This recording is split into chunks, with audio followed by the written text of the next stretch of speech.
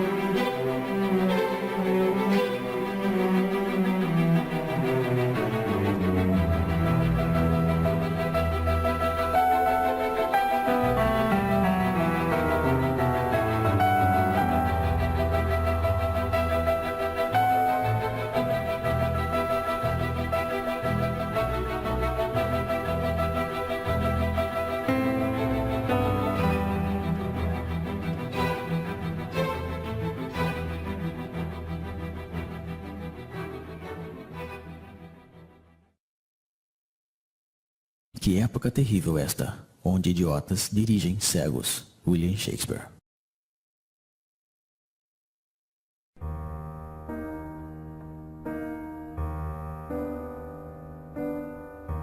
A servidão moderna é uma escravidão voluntária, aceita por esta multidão de escravos que se arrastam pela face da terra.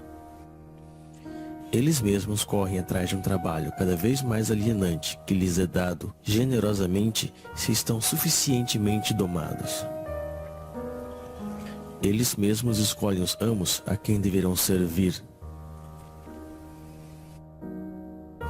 Para que essa tragédia absurda possa ter sucedido, foi preciso tirar desta classe a capacidade de se conscientizar sobre a exploração e a alienação da qual são vítimas.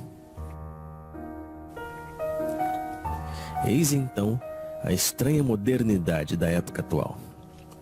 Ao contrário dos escravos da antiguidade, aos servos da Idade Média e aos operários das primeiras revoluções industriais, estamos hoje frente a uma classe totalmente escrava, que no entanto não se dá conta disso, ou melhor ainda, que não quer enxergar.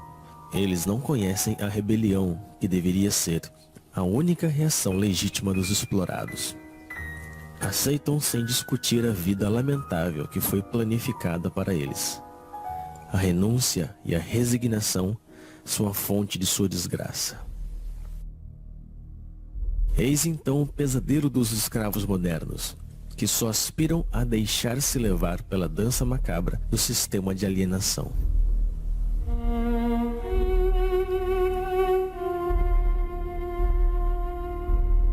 A opressão se moderniza, estendendo por todas as partes as formas de mistificação que permitem ocultar nossa condição de escravos.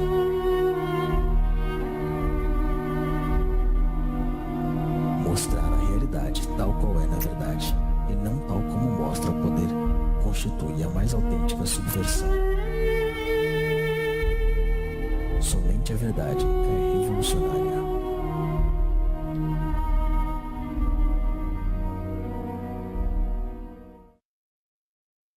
O urbanismo é a tomada do meio ambiente natural e humano pelo capitalismo, que, ao desenvolver-se em sua lógica de dominação absoluta, refaz a totalidade do espaço como seu próprio cenário. Guy Debord, A Sociedade do Espetáculo.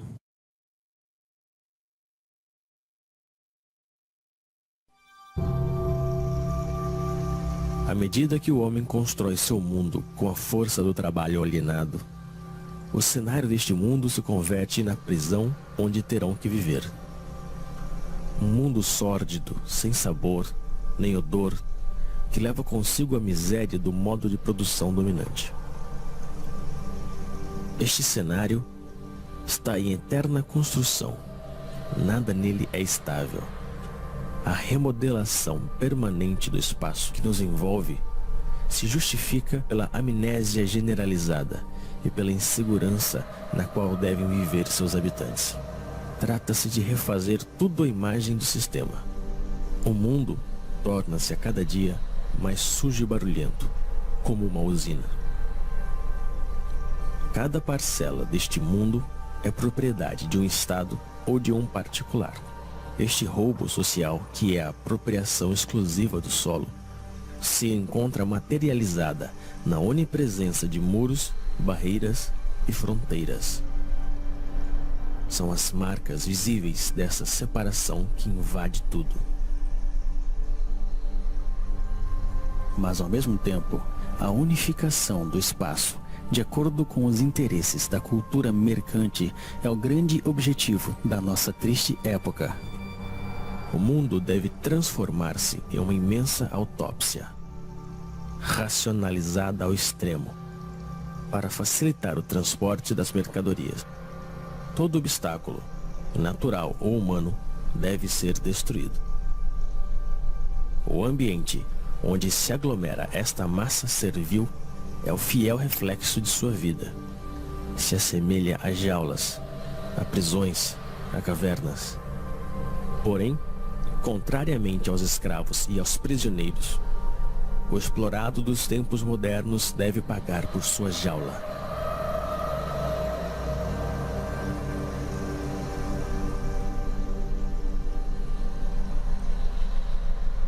Porque não é o homem, mas o mundo que se tornou uma normal. Anthony Artaud.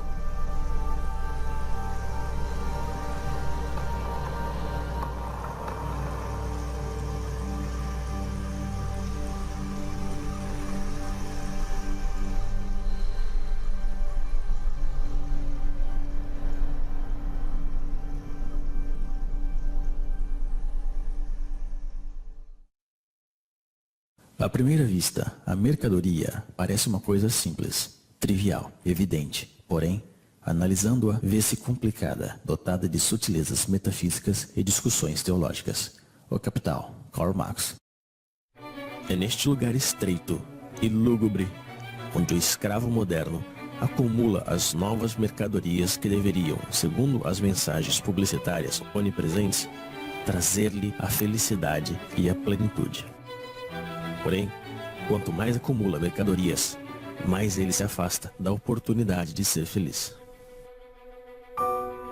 Que aproveita ao homem ganhar o mundo inteiro e perder sua alma? Marcos, capítulo 8, versículo 36. A mercadoria, ideológica por essência, despoja de seu trabalho aquele que a produz e despoja de sua vida aquele que a consome. No sistema econômico dominante, já não é mais demanda que condiciona a oferta, mas a oferta que determina a demanda. Então é assim que, de maneira periódica, surgem novas necessidades que são rapidamente consideradas como vitais para a maioria da população. Primeiro foi o rádio, depois o carro, a televisão, o computador e agora o telefone celular. Todas essas mercadorias, distribuídas massivamente em um curto lapso de tempo, modificam profundamente as relações humanas. servem, por um lado, para isolar os homens um pouco mais de seu semelhante e, por outro, para difundir as mensagens dominantes do sistema. As coisas que se possuem acabam por possuir-nos.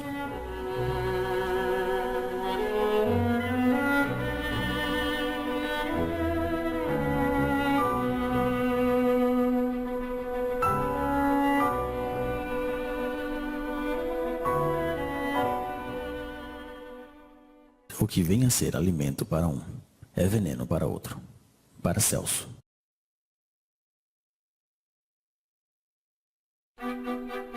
Porém, é quando se alimenta que o escravo moderno ilustra melhor o estado de decadência em que se encontra.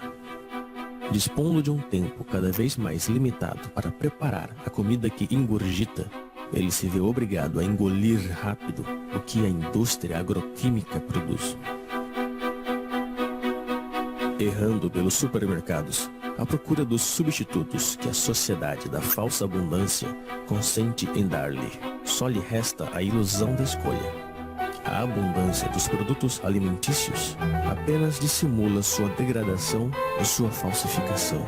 Não são mais que organismos geneticamente modificados, uma mistura de colorantes e conservantes, de pesticidas, de hormônios e outras tantas invenções da modernidade.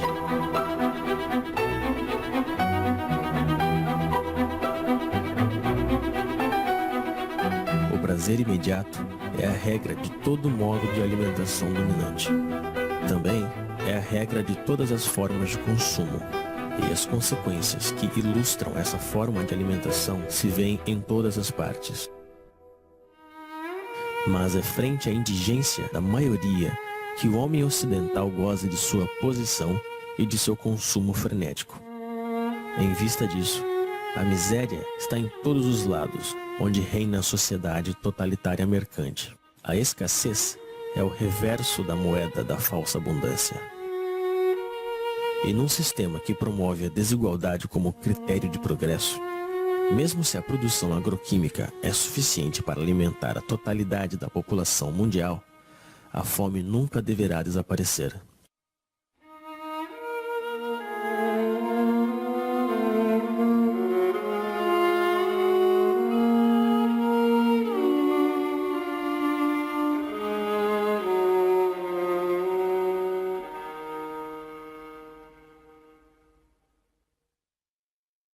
Estão convencidos de que o homem, espécie pecadora por excelência, domina a criação, como se as outras criaturas tivessem sido criadas apenas para servir-lhes a comida, a roupa, para serem martirizadas e exterminadas. Isaac Bashevis Singer. A outra consequência da falsa abundância alimentícia é a generalização das usinas de concentração e exterminação massiva e bárbara das espécies que servem de alimento aos escravos. Esta é a real essência do modo de produção dominante. A vida e a humanidade não resistem ante o desejo de proveito de certos indivíduos.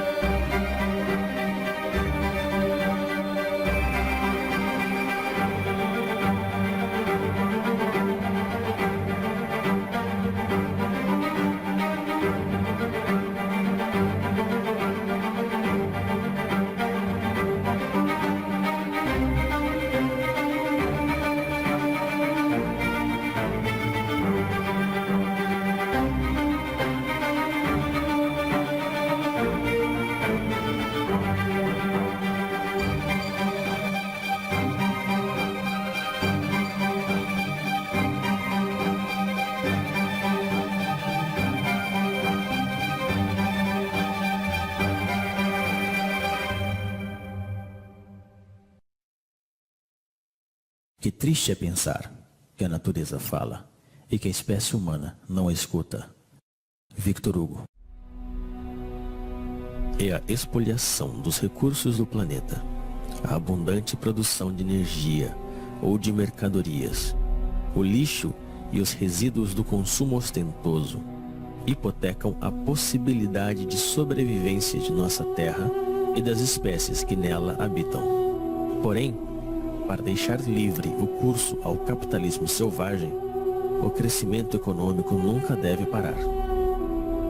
É preciso produzir, produzir e reproduzir ainda mais. E são os mesmos poluidores que se apresentam hoje como salvadores potenciais do planeta. Esses imbecis da indústria do espetáculo, patrocinados pelas empresas multinacionais, tentam convencer-nos de que uma simples mudança em nossos hábitos seria suficiente para salvar o planeta de um desastre. E enquanto nos culpam, continuam poluindo sem cessar nosso meio ambiente e nosso espírito. Essas pobres teses pseudoecológicas são repetidas pelos políticos corruptos em seus slogans publicitários. Porém, nunca propõem uma mudança radical no sistema de produção. Trata-se, como sempre, de mudar alguns detalhes para que tudo fique como antes.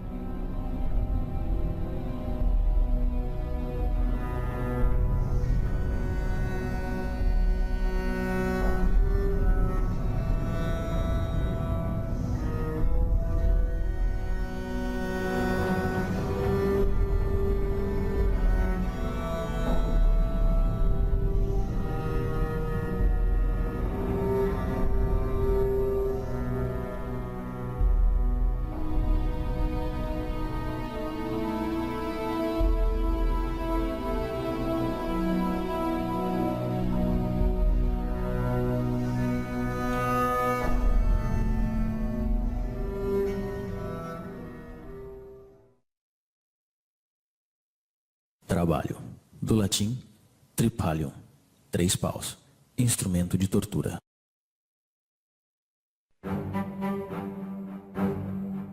Mas para entrar na roda do consumo frenético, é necessário ter dinheiro. E para conseguir dinheiro, é preciso trabalhar, ou seja, vender-se. O sistema dominante fez do trabalho seu principal valor. E os escravos devem trabalhar mais e mais para pagar a crédito a sua vida miserável. Eles estão esgotados de tanto trabalhar, perdem a maior parte de sua energia e têm que suportar as piores humilhações. Passam toda a sua vida realizando uma atividade extenuante e insidiosa que é proveitosa apenas para alguns. A invenção do desemprego moderno tem como objetivo assustá-los e fazê-los agradecer sem parar a generosidade do poder que se mostra tão generoso com eles. Que fariam sem esta tortura que é o trabalho? E são essas atividades alienantes que são apresentadas como libertadoras. Que mesquinhez e que miséria!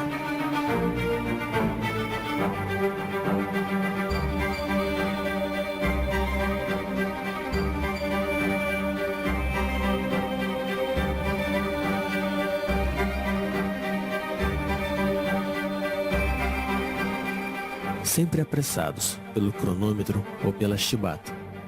Cada gesto dos escravos é calculado a fim de aumentar sua produtividade.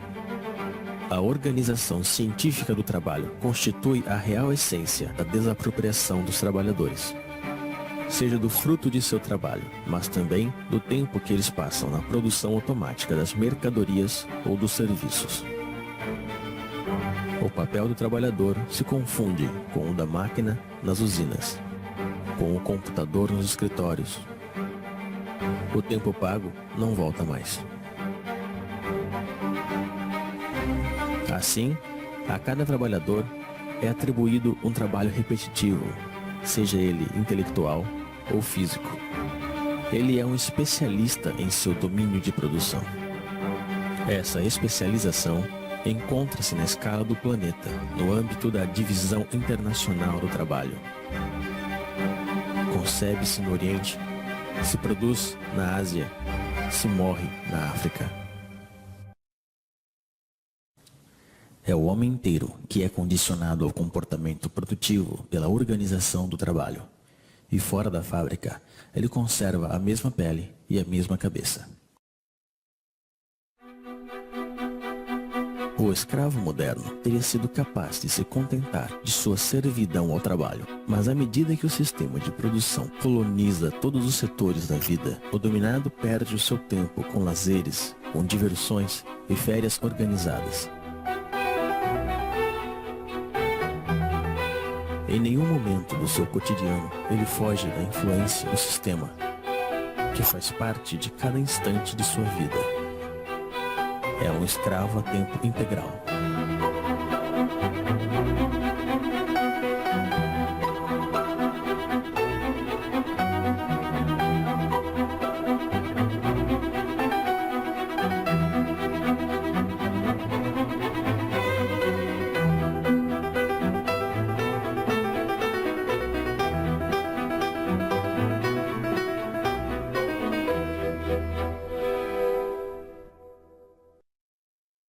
A medicina faz-nos morrer mais. Plutarco.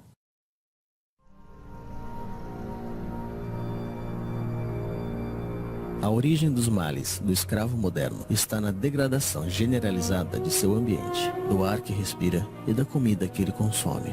O estresse provocado pelas suas condições de trabalho e pelo conjunto de sua vida social.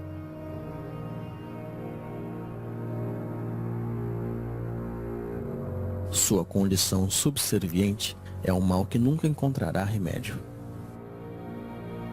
Somente a total liberação da condição na qual ele se encontra pode permitir ao escravo moderno se libertar de seus sofrimentos. A medicina ocidental só conhece um remédio contra os males dos quais sofrem os escravos modernos: a mutilação. É a base de cirurgias, de antibióticos ou de quimioterapia que se trata aos pacientes da medicina mercantil.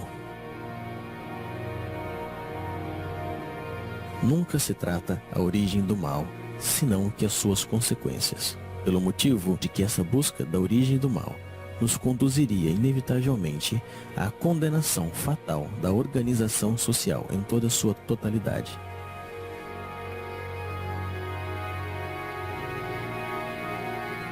Assim como ele transformou todos os detalhes de nosso mundo em uma simples mercadoria, o sistema atual fez de nosso corpo uma mercadoria, um objeto de estudo e de experiências para seus pseudo-aprendizes de medicina mercantil. Os donos do mundo já estão prontos para patentear os seres vivos. O sequenciamento completo do DNA do genoma humano é o ponto de partida de uma nova estratégia posta em ação pelo poder. A decodificação genética não tem outro objetivo que o de amplificar consideravelmente as formas de dominação e de controle. Depois de tudo, nosso corpo também não nos pertence. De tanto obedecer, adquirimos reflexos de submissão. Anônimo. O melhor de sua vida foge entre seus dedos, mas ele prossegue assim, pois já está acostumado a sempre obedecer. A obediência se tornou sua segunda natureza. Ele obedece sem saber por qual razão, simplesmente porque ele sabe que deve obedecer. Obedecer, produzir e consumir. Eis aí o trítico que domina sua vida. Obedece-se aos pais, aos professores, aos patrões, aos proprietários, aos comerciantes. Obedecem-se também às leis, às forças da ordem e a todos os tipos de poderes, pois ele não sabe fazer outra coisa. Não existe algo que lhe dê mais medo que a desobediência, já que desobedecer, aventurar, mudar é muito arriscado. Assim como uma criança que se perde de vista de seus pais. O escravo moderno se sente perdido, sem o poder que o criou. Então, ele continua obedecendo. É o medo que nos fez escravos e que nos mantém nesta condição. Baixamos a cabeça frente aos donos do mundo. Aceitamos essa vida de humilhação e de miséria somente por medo. No entanto, dispomos da força numérica frente a essa minoria que governa. A força deles não sai de seus policiais, mas de nosso consentimento. Justificamos nossa covardia diante do enfrentamento legítimo contra as forças que nos oprimem com um discurso cheio de humanismo modernizador. A rejeição da violência revolucionária está ancorada nos espíritos daqueles que se opõem ao nome dos valores que este mesmo sistema nos ensinou. Porém, quando se trata de conservar sua hegemonia, o poder não hesita em se vestir da violência. Sob um governo que prende qualquer homem injustamente, o único lugar digno para um homem justo também é a prisão. Henry David Thoreau, A Desobediência Civil. No entanto, ainda existem indivíduos que escapam ao controle das consciências, mas estão sob vigilância. Todo ato de rebelião ou de resistência está de fato assimilada a uma atividade desviada ou terrorista. A liberdade só existe para aqueles que defendem os imperativos mercantis. A oposição real ao sistema dominante, infelizmente, é totalmente clandestina. Para estes opositores, a repressão é a regra em uso. E o silêncio da maioria dos escravos frente a essa repressão está justificado na aspiração mediática e política que nega o conflito existente na sociedade atual.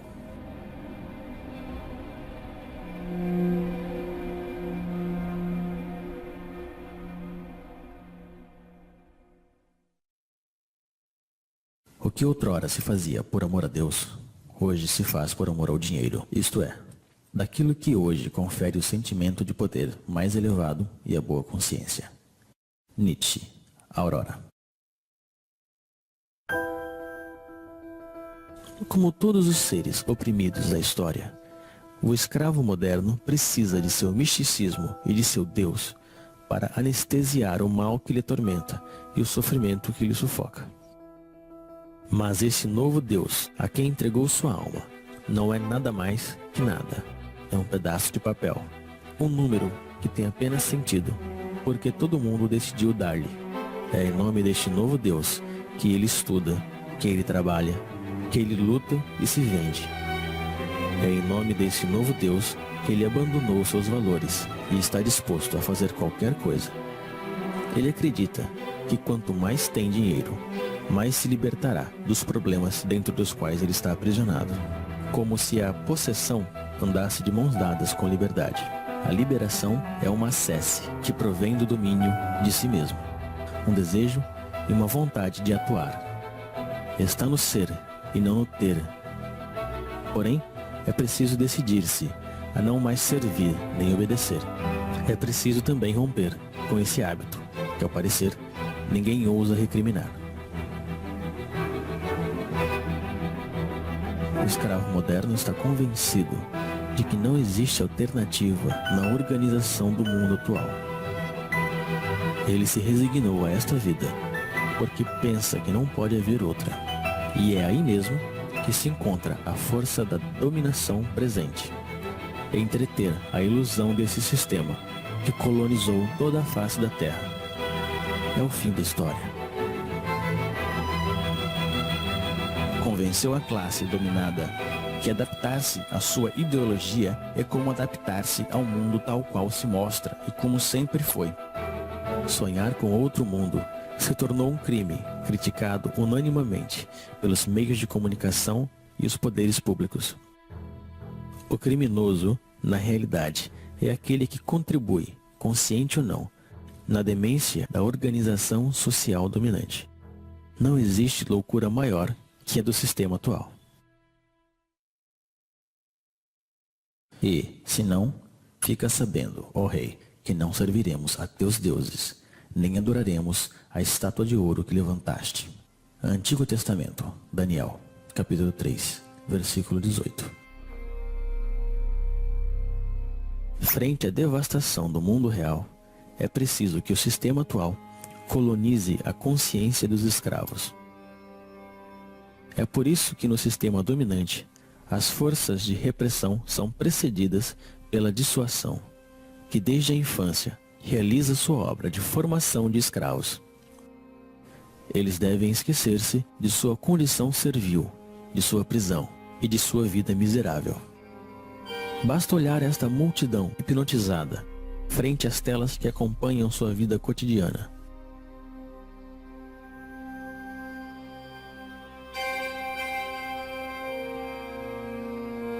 Eles enganam sua insatisfação permanente com o reflexo de uma vida sonhada, feita de dinheiro, de glória e aventura.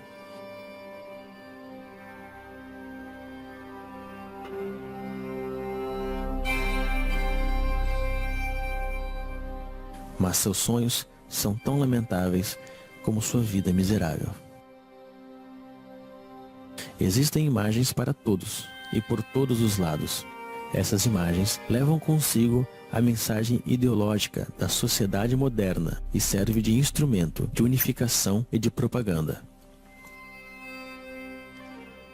Vão crescendo à medida que o homem é desapropriado de seu mundo e de sua vida.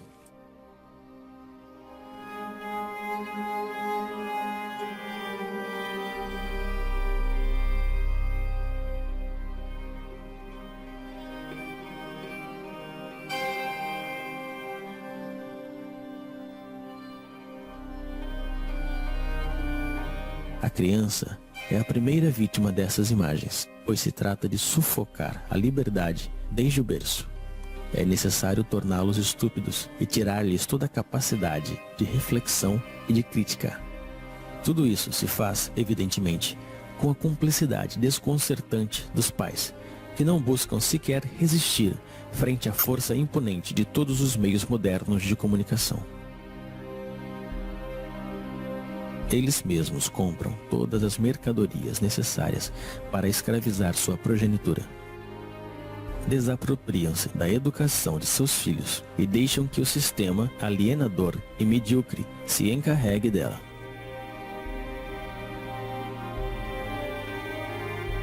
Existem imagens para todas as idades e para todas as classes sociais.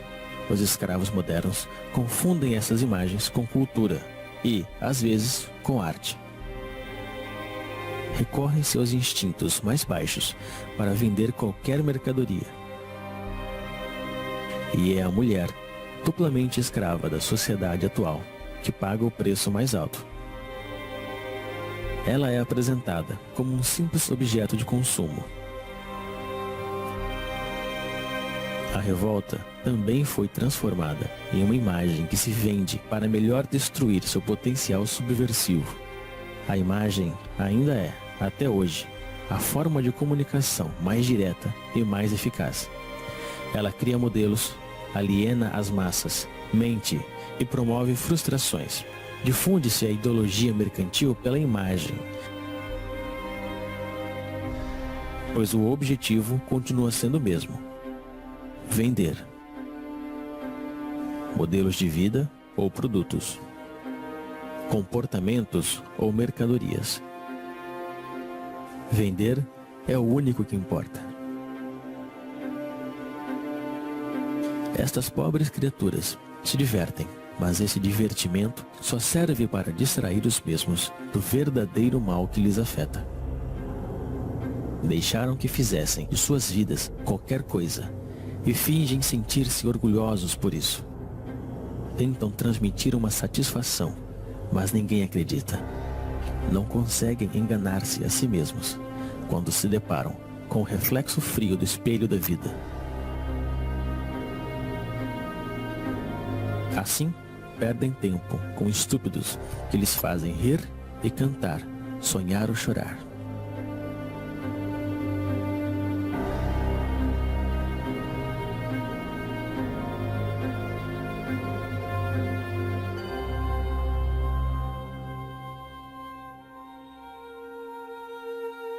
Através do esporte mediatizado, se representa o êxito e o fracasso, os esforços e as vitórias que os escravos modernos deixaram de viver em seu cotidiano. Sua insatisfação lhe incita a viver por procuração frente ao aparelho de televisão.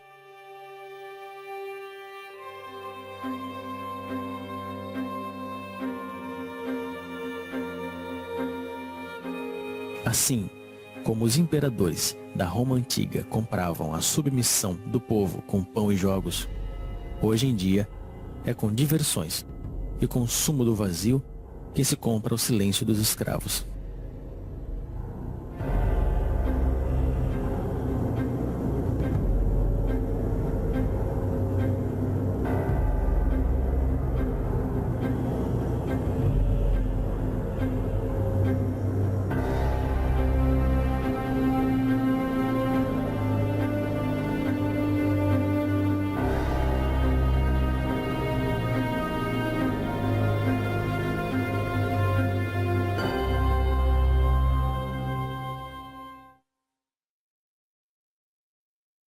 Nós acreditamos que dominamos as palavras, mas são as palavras que nos dominam. Alan Ray. O controle das consciências passa essencialmente pela utilização viciada da linguagem utilizada pela classe economicamente e socialmente dominante. Sendo o detentor de todos os meios de comunicação, o poder difunde a ideologia mercantil através da definição petrificada, parcial e falsa que ele dá das palavras. As palavras são apresentadas como neutras e sua definição como evidente. Porém, estando sob controle do poder, a linguagem designa sempre algo muito diferente da vida real. É, antes de tudo, uma linguagem de resignação e impotência, a linguagem da aceitação passiva das coisas tais como são e tais como devem permanecer. As palavras trabalham por conta da organização dominante da vida, e o fato mesmo de utilizar a linguagem do poder nos condena à impotência. O problema da linguagem está no centro da luta pela emancipação humana. Não é uma forma de dominação que se junta às outras, mas o coração do mesmo projeto de submissão do sistema mercantil totalitário.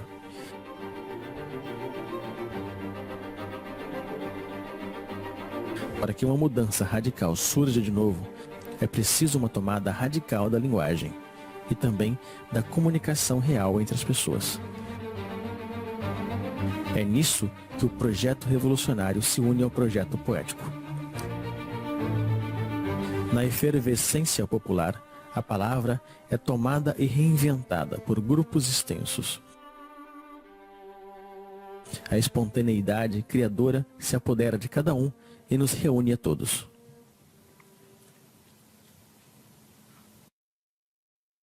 Votar é abdicar.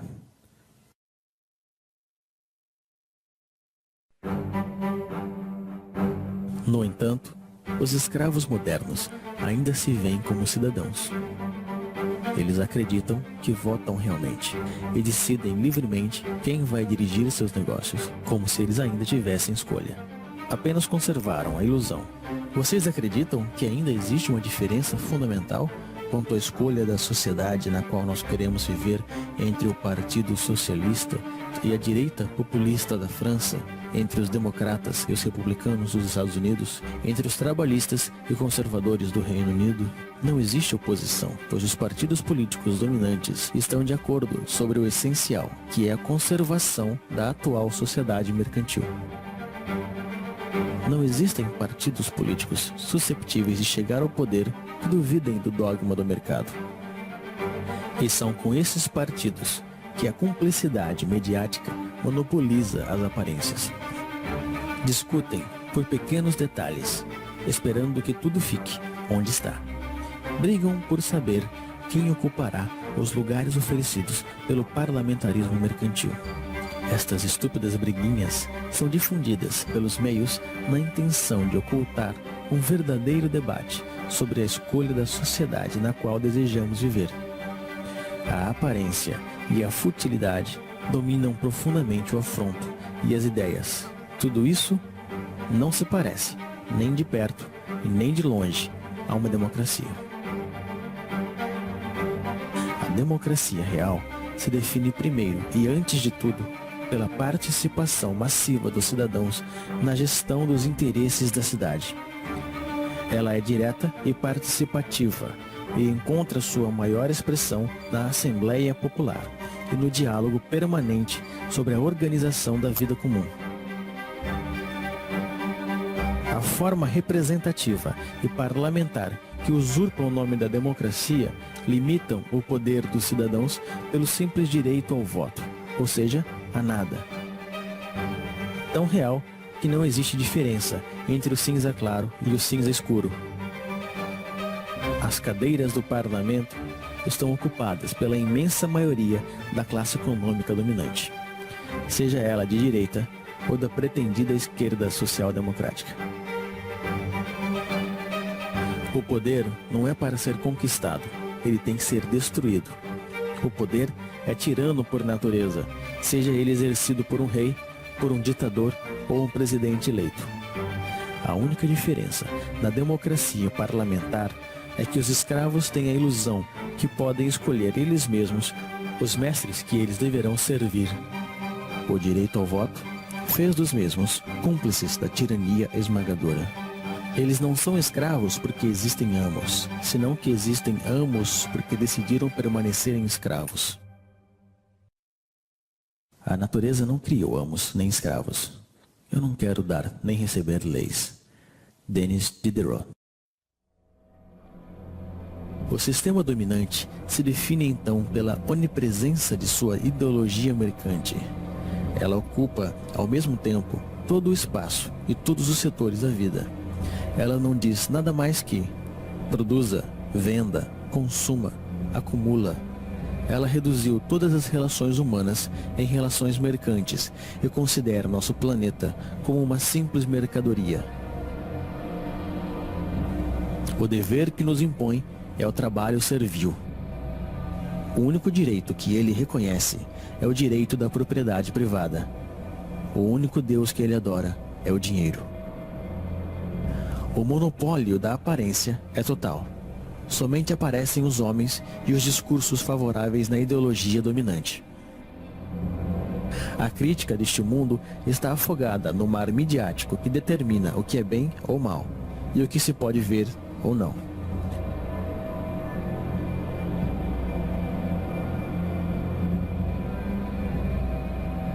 A onipresença da ideologia, o culto ao dinheiro, monopólio da aparência, partido único disfarçado de pluralismo parlamentar, ausência de uma oposição visível, repressão sob todas as formas, vontade de transformar o homem e o mundo.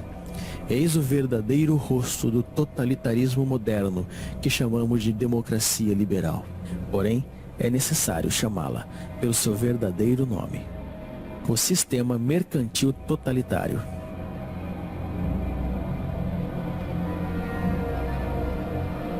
O homem, a sociedade e o conjunto de nosso planeta estão a serviço desta ideologia.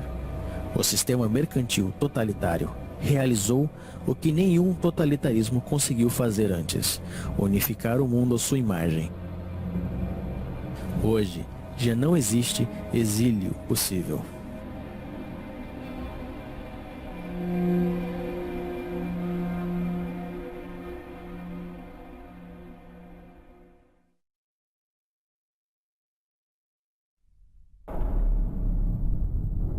À medida que a opressão se estende por todos os setores da vida, a revolta toma aspecto de uma guerra social. Os motins renascem e anunciam a futura revolução. A destruição da sociedade mercantil totalitária não é um caso de opinião, é uma necessidade absoluta num mundo que já está condenado, pois o poder está em todos os lados, deve ser por todas as partes e todo o tempo, e devemos combatê-lo. A reinvenção da linguagem, o transtorno permanente da vida cotidiana, a desobediência e a resistência são as palavras mágicas da revolta contra a ordem estabelecida. Mas para que desta revolta surja uma revolução, é preciso unir as subjetividades em uma frente comum. É na unanimidade de todas as forças revolucionárias que devemos trabalhar. Isto só se pode conseguir quando temos consciência de nossos fracassos passados. Nem o reformismo estéril, nem a burocracia totalitária não podem ser uma solução para nossa insatisfação. Trata-se de reinventar novas formas de organização e de luta. A autogestão nas empresas e a democracia direta na escala comunal constituem as bases desta nova organização, que deve ser anti-hierárquica, tanto na forma quanto no conteúdo. O poder não é para ser conquistado, ele deve ser destruído.